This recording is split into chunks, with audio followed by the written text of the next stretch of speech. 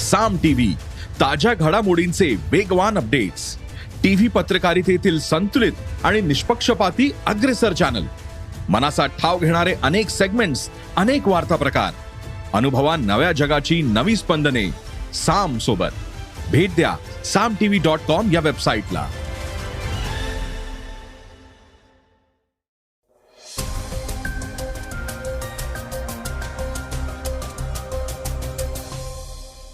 नमस्कार, मी गौरी कुबेर. आता आपण ऐकणार आहोत सकाळचं पॉडकास्ट. अमेरिकेचे माजी राष्ट्राध्यक्ष रिचर्ड निक्सन यांचा उल्लेख करत केंद्रीय मंत्री नितीन गडकरी यांनी सूचक वक्तव्य केलंय.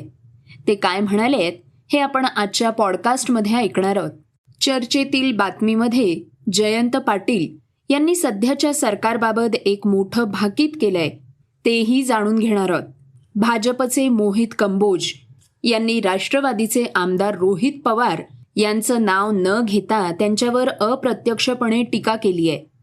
ती सोशल मीडियावर मोठ्या प्रमाणात व्हायरल झाली आहे, तेही आपण ऐकणार आहोत. याशिवाय वेगवान घडामोडींमधून सद्यस्थितीचा आढावाही घेणार आहोत. चला तर मग सुरुवात करूयात आजच्या पॉडकास्टला रशियाचे अध्यक्ष व्लादिमीर पुतीन यांच्या बातमीनं. 6 महिन्यापूर्वी रशियाचे अध्यक्ष व्लादिमीर पुतीन यांनी युक्रेनवर हल्ला केलाय आणि या हल्ल्यात युक्रेन 3 ते 4 दिवसातच गुडघे टेकेल अशी शक्यता वर्तवण्यात आली होती. पुतीन यांनी 3ही बाजूनं युक्रेनला घेरत राजधानी कीव्हपर्यंत मजल मारत अनेक इमारती उद्ध्वस्त केल्या होत्या.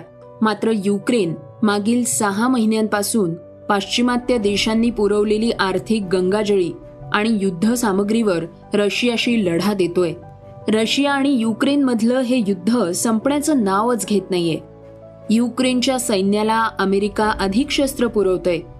वॉशिंग्टन पोस्टच्या वृत्तानुसार अमेरिकेच्या संरक्षण विभागानं युक्रेनला समुद्रमार्गे शस्त्रास्त्रांची खेप पाठवण्यात सुरुवात केलीय. ही जहाजं मोठ्या प्रमाणात शस्त्र वाहून नेण्यास सक्षम असल्याचं अहवालात नमूद करण्यात आलंय. अर्थात त्यांचा वेग विमानापेक्षा कमी आहे. अमेरिकेच्या या मदतीमुळे युक्रेनचा शस्त्रसाठा आणखी वाढणार आहे. फेब्रुवारीच्या अखेरीस रशियानं युक्रेनमध्ये विशेष लष्करी कारवाई सुरू केली आहे. अमेरिकन संरक्षण अधिकाऱ्यांनी सांगितलंय की काही आठवड्यांनंतर पेंटागॉननं युक्रेनला समुद्रमार्गे शस्त्र पाठवण्यास सुरुवात केली आहे. मात्र अलीकडच्या काळात सागरी जहाजांद्वारे मदत पोहोचवण्याचं प्रमाण वाढलंय. आर्मीचे कर्नल स्टीवन पुथॉफ म्हणाले आहेत, आम्हाला माहिती होतं की एकदा आम्ही शस्त्र द्यायला सुरुवात केल्यावर त्याची आणखी गरज भासणार आहे. US संरक्षण विभागानं यापूर्वी घोषणा केली होती की ते युक्रेनला हाय मार्स क्षेपणास्त्र, तोफखाना आणि माइन क्लिअरिंग सिस्टीमसह अतिरिक्त लष्करी मदत करणार आहे. अमेरिकेनं युक्रेनसाठी $2.98 अब्ज लष्करी मदतीचं नवीन पॅकेज जाहीर केलंय. त्याचवेळी अमेरिकेच्या संरक्षण उद्योगानं काही शस्त्रास्त्रांच्या निर्मितीला प्रोत्साहन देण्याबाबतही चर्चा सुरू आहे. केंद्रीय मंत्री नितीन गडकरी यांच्या संदर्भातील एक महत्त्वाची बातमी आता आपण जाणून घेणार आहोत. अमेरिकेचे माजी राष्ट्राध्यक्ष रिचर्ड निक्सन यांचा उल्लेख करत केंद्रीय मंत्री नितीन गडकरी यांनी सूचक वक्तव्य केलंय. गेल्या काही दिवसांपासून गडकरी हे वेगवेगळ्या कारणांमुळे चर्चेत आले आहेत. त्यांच्याबाबत विविध राजकीय वक्तव्य केली जात आहेत. उद्योजकांच्या मेळाव्यात त्यांनी आपली बाजू प्रभावीपणे मांडली आहे. या प्रसंगी आपली भूमिका मांडताना गडकरी म्हणाले आहेत, मैं नागपुर में काम करता स्टूडेंट लीडर था. से में तो ज्ञान योगी हमारे डॉक्टर श्रीकांत जिचकार थे, मेरे मित्र थे, बहुत होशियार थे. तो एक दिन उन्होंने मुझे कहा कि यार तुम Nitin, you are a good person, you have a good political future, but you are in a wrong party, तुम कांग्रेस में आओ. तो मैंने कहा श्रीकांत मैं कुएं में जान दे दूंगा पर कांग्रेस में नहीं आऊँगा, क्योंकि I don't like the ideology of Congress party. तो बोले ये तुम्हारी पार्टी को कोई फ्यूचर नहीं है. बोला नहीं तो नहीं है. तो उस समय मुझे एक IIT में मेरा दोस्त गया था और हम लोग चुनाव हारते ही थे, तो उसने मुझे एक किताब दी थी. वो रिचर्ड निक्सन की जीवनी थी और उसमें एक बहुत सुंदर वाक्य था जो मैंने लाइफ में याद रखा, जो मेरे लिए उपयोगी था, आपको भी उपयोगी होगा.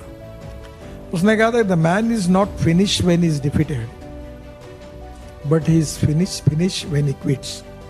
आदमी युद्ध भूमि पर हारने के बाद कभी समाप्त नहीं होता, पर युद्ध भूमि छोड़कर जब भाग जाता है तो समाप्त होता है. तो लड़ना चाहिए, और लड़ने की में पॉजिटिविटी चाहिए. अहंकार एंड सेल्फ कॉन्फिडेंस, दो शब्दों में अंतर है. आत्मविश्वास होना चाहिए, पॉजिटिविटी होनी चाहिए, पर अहंकार और अभिनिवेश नहीं होना चाहिए. जो कोणी व्यवसाय, समाजसेवा किंवा राजकारणात असतो त्याच्यासाठी मानवी नातेसंबंध हे सर्वात मोठं बलस्थान आहे, असं गडकरी यावेळी म्हणाले आहेत. नुकतंच पक्षाच्या संसदीय मंडळातून काढून टाकल्यानंतर चर्चेत आलेल्या केंद्रीय मंत्री नितीन गडकरी यांनी सांगितलं की एखाद्याचा गैरफायदा घेऊन त्याच्याकडे दुर्लक्ष करू नये. चांगले दिवस असोत किंवा वाईट दिवस, एकदा कुणाचा हात धरला की सोडू नका. उगवत्या सूर्याची पूजा करू नका. पुढच्या निवडणुकीत मी कटआउट लावणार नाही, लावूही देणार नाही. मतं द्या अथवा नका देऊ. जनता मला गुणवत्तेवर निवडून देते आणि जनतेला हे सर्व कळतं. त्यामुळे सर्व दृष्टीनं गुणात्मक काम करणं हा चांगला मार्ग आहे, असं वक्तव्य काही दिवसांपूर्वी गडकरींनी केलं होतं. आमदार रोहित पवार यांच्याबद्दलची एक महत्वाची बातमी आता आपण ऐकूयात. ईडीच्या रडारवर आता राष्ट्रवादी काँग्रेसचे आमदार रोहित पवार हे देखील आल्याचं दिसून येत आहे. रोहित पवार कधी काळी संचालक असलेल्या ग्रीन एकर कंपनीची ईडीकडून चौकशी सुरू करण्यात आली आहे. त्यानंतर आता या संपूर्ण प्रकरणावर भाजपचे नेते मोहित कंबोज यांनी टीका केली आहे. त्यांनी ट्विट करून नाव न घेता रोहित पवार यांच्यावर टिप्पणी केली आहे. कंबोज ट्विटमध्ये म्हणाले आहेत की ग्रीन एकर्स कंपनीचे 200 वेगवेगळे स्टार्टअप्स करणाऱ्या गबरू जवानचा गिनीज बुकमध्ये रेकॉर्ड झालाय. प्लास्टिक, हिरा, गोल्ड, बिल्डर, दारू पासून ते चड्डी विकण्याचा धंदा करणाऱ्या ग्रीन एकर्स रिसॉर्टचा अभ्यास सुरू आहे. गबरू जवानच्या या बिझनेस मॉडेलमध्ये 2007 ते 2012 पर्यंत महाराष्ट्र स्टेट कोऑपरेटिव्ह बँकेला 1000 कोटींचं नुकसान झालंय. या बँकेनं एका साखर कारखान्याला कोट्यावधी रुपये कर्ज दिलंय. त्यानंतर 50 कोटी रुपयांना कारखाना कार्टेल बनवत बारामती ॲग्रोनं विकत घेतलाय. याच कारखान्यानं परत 150 कोटी रुपयांचं कर्ज घेतलंय. HDIL, PMC आणि पत्राचाळ घोटाळ्यात गबरू जवाननं किती साखर खाल्ली हेही लवकरच कळणार आहे, असा इशारा कंबोज यांनी दिलाय. काही दिवसांपूर्वी ईडीला तक्रार मिळाली होती. त्यामध्ये रोहित पवार यांचे राकेश वाधवान यांच्याशी जवळचे संबंध असून त्यांची चौकशी करण्यात यावी अशी मागणी करण्यात आली होती. 2006 ते 2012 या कालावधीत रोहित पवार हे ग्रीन एकर रेसॉर्ट आणि रिअल टच प्रायव्हेट लिमिटेडचे संचालक होते. त्यात त्यांनी गुंतवणूक केली होती. त्यात रोहित पवार यांच्यासह 4 लोकांची नावंही होती. लखविंदर दयाल सिंग, धोंडूराम जयदर, अरविंद परशुराम पटेल हे त्यापैकीच आहेत. यापैकी लखविंदर दयाल सिंग हे राकेश वाधवान आणि सारंग वाधवान यांचे अत्यंत जवळचे आहेत. लखविंदर हे HDIL, हार्मनी मॉल्ससह 11 ते 12 कंपन्यांमध्ये राकेश वाधवान यांच्यासोबत पार्टनर होते. ग्रीन एकर्स प्रायव्हेट लिमिटेड कंपनीमुळे रोहित पवार आणि लखविंदर यांचे संबंध होते. या कंपनीच्या माध्यमातून मोठी रक्कम देशाच्या बाहेर पाठवण्यात आली, तसंच देशात आणण्यात आली आहे. याची चौकशी व्हावी अशी तक्रार ईडीला प्राप्त झाली होती.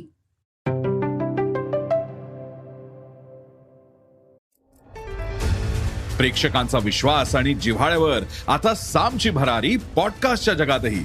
बातम्यांसोबतच समाज, संस्कृती आणि मनोरंजनाचा प्रवाह आता थेट तुमच्या कानापर्यंत. सामचे पॉडकास्ट नव्या डिजिटल युगासाठी सज्ज.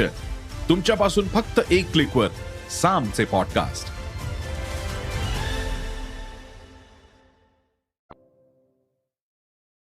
श्रोत्यांनो, आता आपण ऐकणार आहोत आजच्या वेगवान घडामोडी. संकटात सापडलेल्या काँग्रेस पक्षाच्या अध्यक्षपदासाठी 17 ऑक्टोबर रोजी निवडणूक होणार आहे. 19 ऑक्टोबर रोजी मतमोजणी होणार असल्याची माहिती सूत्रांनी दिली आहे. मिळालेल्या माहितीनुसार काँग्रेसच्या केंद्रीय कार्यकारिणी बैठकीत अनेक महत्त्वपूर्ण निर्णय घेण्यात आले आहेत. केंद्रीय कार्यकारिणीच्या बैठकीत काँग्रेस पक्षाचे नवीन अध्यक्ष आणि पक्षाच्या पुढील अध्यक्षांच्या निवडीच्या तारखेबाबत विचारमंथन होणार आहे. सोनिया गांधी सध्या वैद्यकीय तपासणीसाठी परदेश दौऱ्यावर आहेत. राहुल गांधी आणि प्रियंका गांधीही त्यांच्या सोबत आहेत. काँग्रेसकडनं काही दिवसांपूर्वीही नवीन अध्यक्ष निवडीची प्रक्रिया पुढे ढकलण्यात आली होती. पुण्यात चांदणी चौकातल्या वाहतूक कोंडीमुळे तिथला पूल हा जमीनदोस्त करण्यात येणार आहे. वाहतूक कोंडीवर तोडगा काढण्यासाठी पुणेकरांकडून सातत्यानं तक्रारी करण्यात येत होत्या. त्यानंतर मुख्यमंत्र्यांनी त्या ठिकाणचा दौरा केलाय.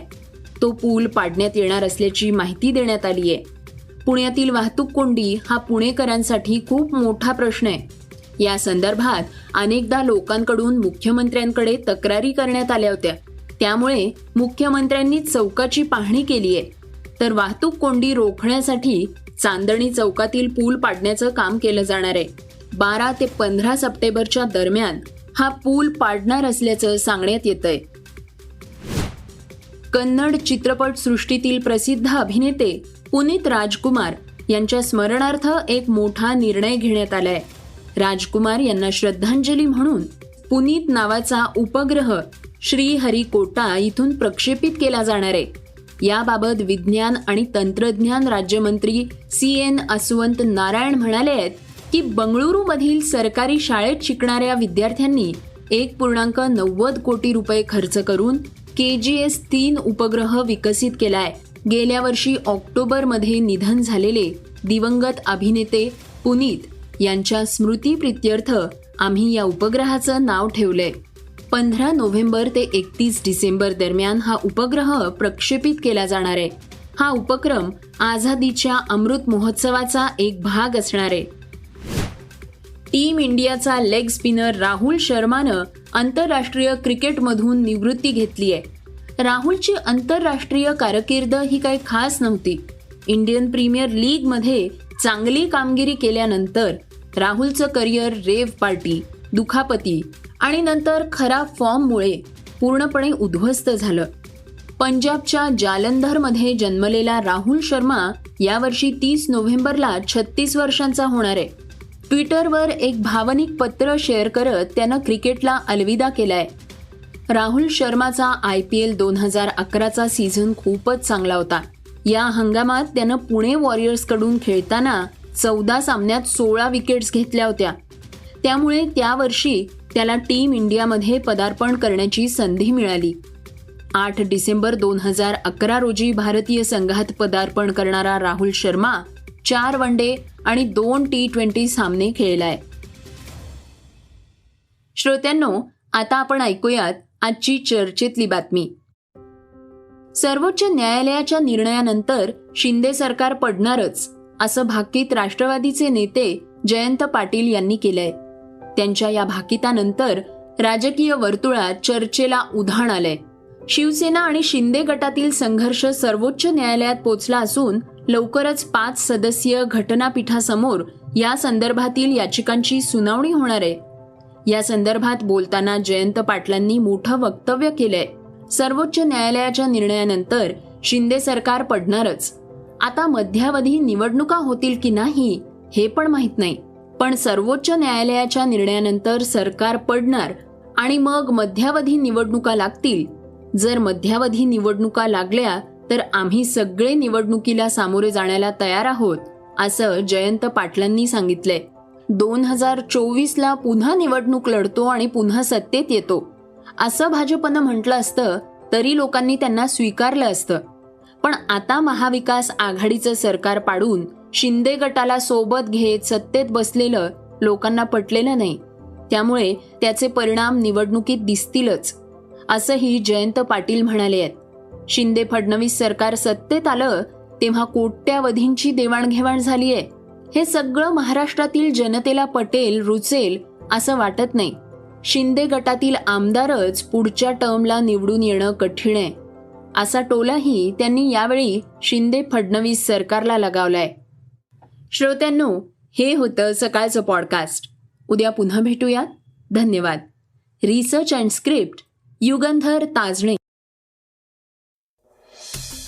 वाचा, बघा आणि आता ऐका आणखी बातम्या isakal.com वर.